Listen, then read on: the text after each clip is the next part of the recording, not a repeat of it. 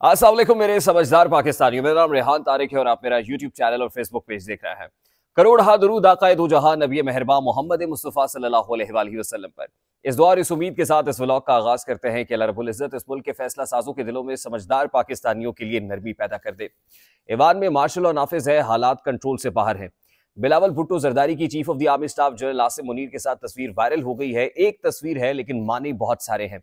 मरियम नवाज शरीफ भी chief of the army staff से झुककर मिली हैं। इस मुलाकात में क्या बताया जा सकता है, इसकी एक्सप्लेनेशन क्या हो सकती है, यह भी आपके साथ शेयर करेंगे। और उसके साथ साथ आज सिकंदर सुल्तान राजा की एक बड़ी डकैती जो प्लान करके रखी हुई थी, वो डकैती अब वाजे हो गई है। और ये डकैती असल में किसको फायदा पहुंचाने के लिए है, ये मामला भी आपके सामने रखेंगे। और काजी जो बड़े अरसे से खामोश है, खासतौर पर 13 जनवरी की तारीख याद रखिएगा। उस 13 जनवरी की तारीख को बड़ा वर्डिक्ट सुनाने के बाद दो बड़ी महरूमियां जो एक बड़ी जमात को दरपेश हैं, वो भी आपके सामने रखेंगे। लेकिन उससे पहले मैं इंतहाई अदब से आपसे रिक्वेस्ट करता हूं कि अगर आपने हमारा चैनल सब्सक्राइब नहीं किया है तो चैनल को सब्सक्राइब कर लें। वीडियो पसंद आए तो लाइक और शेयर करना इसलिए जरूरी है कि इससे हमारा मैसेज तक पहुंचता है। और अगर बेल आइकन प्रेस करेंगे तो ऐसी बहुत सारी वीडियोस आपकी निगाह से गुजरती रहेंगी। मेरे समझदार पाकिस्तानियों, सबसे पहले तो इलेक्शन कमीशन ऑफ पाकिस्तान ने अपना महफूज करदा फैसला, वो फैसला जो 27 तारीख को महफूज किया गया था, वो आज के मौके पर सुना दिया गया है। एक ऐसे मौके पर कि जब तमाम तर मामला हो गए, वजीर आजम शहबाज शरीफ साहब ने हल्फ उठा लिया। इलेक्शन कमीशन ऑफ पाकिस्तान ने प्लान्ड तरीके से जो डकैती मारी हुई थी, जो फैसला सोचा समझा लिखा पड़ा था, वो फैसला बिलाखिर रिवील कर दिया, ये रिलीज कर दिया है। ये 4-1 के तनासुब से सुनाया गया फैसला है, जिसके मुताबिक reserve seat Sunni Ittehad council को नहीं मिल सकती। इलेक्शन कमीशन ऑफ पाकिस्तान के पंजाब से मेंबर बाबर भरवाना साहब ने इख्तलाफ किया है। आइन का आर्टिकल 51(6) मेंशन किया गया है और इलेक्शन एक्ट सेक्शन 104 मेंशन किया गया है। और उस तनाजुर में यह कहा गया है कि क्योंकि सुन्नी इत्तेहाद काउंसिल की पार्लियामान में मौजूदगी नहीं थी और रिजर्व सीट्स के हवाले से कोई फहरिस्त जमा नहीं कराई गई थी, इसलिए at this point in time Sunni Ittehad council को मखसूस नशिस्तें अलॉट नहीं की जा सकती। और अब आपको पता है कि मखसूस नशिस्तें अगर सुन्नी इत्तेहाद काउंसिल को नहीं मिलेंगी तो अल्टीमेटली ये नशिस्तें तकसीम हो जाएंगी, यानी ये माले गनीमत समझ के बांट दिया जाएगा। पाकिस्तान मुस्लिम लीग नून में, पाकिस्तान पीपल्स पार्टी में और MQM ने 3 के तनासुब से अब ये नशिस्तें तकसीम होनी है। इससे फायदा किसका होगा ये मैं आगे चलकर आपको बताता हूं, लेकिन बड़ी अनप्रेसिडेंटेड किस्म का ये फैसला है। यानी अपनी मिसाल आप है, ऐसी नजीर कोई नहीं मिलती। 2018 में बाप पार्टी को नशिस्तें बाप पार्टी बनने के बाद दी गई थी, यानी कि ये कहा गया कि अब क्योंकि पहले पार्टी का वजूद नहीं था, बन गई है, ये नशिस्तें क्लेम की गई और वो नशिस्तें मखसूस दे दी गई। लेकिन लगता यह है कि 13 जनवरी को जस्टिस काजी फायजीसा ने जो फैसला सुनाया था कि 8 फरवरी को इंतखाबात पत्थर पे लकीर हैं, उसके बाद पाकिस्तान तहरीक इंसाफ जैसी मेन स्ट्रीम पॉलिटिकल पार्टी से सबसे पहले उसका इलेक्टोरल सिंबल यानी बल्ला लिया गया और उसके बाद अब उसे मखसूस नशिस्तों से ही महरूम कर दिया गया है। लेकिन जस्टिस काजी फायजीसा की अदालत खामोश है। बहुत सारे मामला जो उन्होंने कहा पहले इलेक्शंस होने दे, हम तय करेंगे, लेकिन आज तक बहुत से ऐसे मामला थे जिस पे 184(3) की जुरिस्डिक्शन एक्सरसाइज करनी चाहिए थी। इस पे सो मोटो बनता था। एक मेन स्ट्रीम पॉलिटिकल पार्टी को उसके हक से महरूम किया जा रहा है, लेकिन इसके बावजूद वक्त का काजी खामोश है। ये अपनी जगह पर एक बहुत बड़ा क्वेश्चन मार्क है कि बड़ी अदालत, superior judiciary eight this point in time क्या कर रही है। देखिए, अब जब ये बंदर बांट होगी, यानी पाकिस्तान मुस्लिम लीग नून को 3 नशिस्तें, यानी 3 के तनासुब से नशिस्तें कि 3 जनरल नशिस्तों के ऊपर एक मखसूस नशिस्त मिलेगी। पाकिस्तान पीपल्स पार्टी को भी 3 जनरल नशिस्तों के तनासुब से एक मखसूस नशिस्त मिलेगी और इसी तरह MQM को।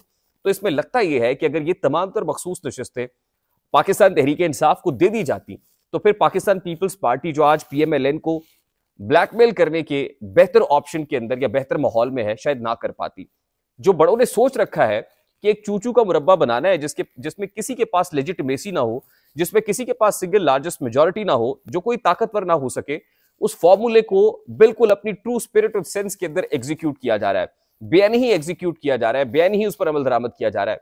और आज ही बिलावल भुट्टो जरदारी की जो तस्वीर chief of the army staff general Asim Munir के साथ वायरल हुई है, और उसमें आसिफ अली जरदारी साहब ऐसा लगता है कि जैसे मुस्तकबिल का खाका देख के हंस रहे हैं, मुस्कुरा रहे हैं। वो अपने बेटे को आसिम मुनीर साहब से मुस्कुराते हुए, मुस्कुराहटों का तबादला करते हुए जब देखते हैं तो बड़ा खिल के मुस्कुरा रहे हैं। उनको लग रहा है कि जैसे मुस्तकबिल में जो उनका ख्वाब है बिलावल को वजीर आजम बनाने वाला, वो ख्वाब बाराबर हो रहा है, वो सबर आवर हो रहा है कि आइंदा वो अपने बेटे को prime minister of the country देख रहे हैं। और लगता यह कि इस्टेब्लिशमेंट के साथ या मैन इन खाकी के साथ जो पाकिस्तान पीपल्स पार्टी पोस्ट करती है कि उनकी कोई मुलाकात नहीं है, या वो उनके साथ बैठते नहीं है, या वो रवाबित नहीं है जैसे पाकिस्तान मुस्लिम लीग नून के हैं, तो ये तासुर भी गलत हो गया है, ये तासुर भी जमीन बोस हो गया है। मैंने आपको बताया था ना कि यूसुफ रजा गिलानी साहब को एक इलेक्शन कंटेस्ट कराने की बात तो की है, लेकिन आज की इस मुलाकात के बाद लगता यह है कि अब जो कुछ भी होगा, यानी चेयरमैन सेनेट यूसुफ रजा गिलानी हो या अनवारुल हक काकड़ हो, ये इस्टेब्लिशमेंट के आशीर्वाद से होंगे। इस्टेब्लिशमेंट को नाराज करके कुछ भी आसिफ अली जरदारी नहीं करेंगे, क्योंकि इस वक्त उनकी तमाम तर सरमाया, उनकी तमाम तर इन्वेस्टमेंट अपने बेटे के ऊपर लगी हुई है कि इसको वजीर आजम कैसे बनाना है। दूसरी तरफ मरियम नवाज शरीफ साहिबा की chief of the army staff general Asim Munir से जो मुलाकात हुई है, उसमें वो झुक के मिली तो हैं, बड़े अदब से मिली तो हैं, लेकिन लगता यह है कि नवाज कैंप में कहीं ना कहीं मायूसी है, कहीं ना कहीं नाराजी है, जो पर्टिकुलरली आसिम मुनीर साहब से है। यानी दो तस्वीर हैं, लेकिन दो मुख्तलिफ कहानियां हैं। एक मायूसी भरी कहानी है और दूसरी खुशगवार मुस्तकबिल की कहानी है, जिसमें अपना खुशगवार मुस्तकबिल तलाश किया जा रहा है, जिसमें वजारत उज़्मा की कुर्सी तक का रास्ता तलाश किया जा रहा है। और आने वाले दिनों में लगता है कि पाकिस्तान पीपल्स पार्टी, जिसको सिंध में हुकूमत दे के, बलोचिस्तान में हुकूमत दे के, सेनेट दे के अल्टीमेटली पाकिस्तान मुस्लिम लीग नून के मद्दे मुकाबिल ला खड़ा किया जाएगा, और यही पाकिस्तान मुस्लिम लीग नून देख रही है। और यही लगता है कि मरियम नवाज शरीफ साहिबा को भी बखूबी अंदाजा हो गया है, दराक हो गया है।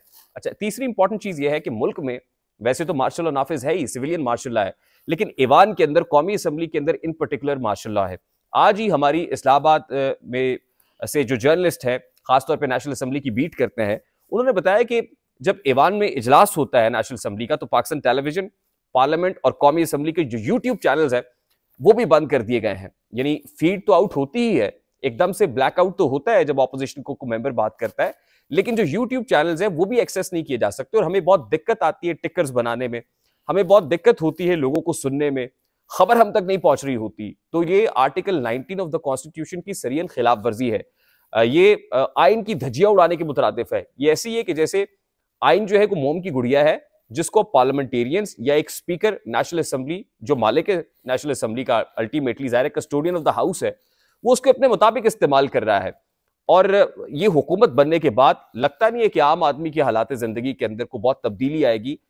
ये मफाहमाना तर्ज़ सियासत का नारा तो लगा रहे हैं, मिसाकी मफाहमत की बात तो कर रहे हैं, लेकिन अभी तो इतनी घुटन बढ़ेगी कि सांस लेना महाल होगा। ये इंडिकेशंस हैं, ये सिर्फ इशारे हैं। आने वाले दिनों में घुटन मजीद बढ़ती हुई महसूस हो रही है। आई होप कि मेरी बात आप तक पहुंची होगी। पहुंच जाए तो लाइक और शेयर कर दीजिएगा। चैनल पर नए तो चैनल को सब्सक्राइब कर दीजिएगा। बेल आइकन जरूर प्रेस कीजिएगा। मुझे रेहान तारिक को इजाजत दीजिए। अपना बहुत सारा ख्याल रखिएगा। अस्सलाम वालेकुम।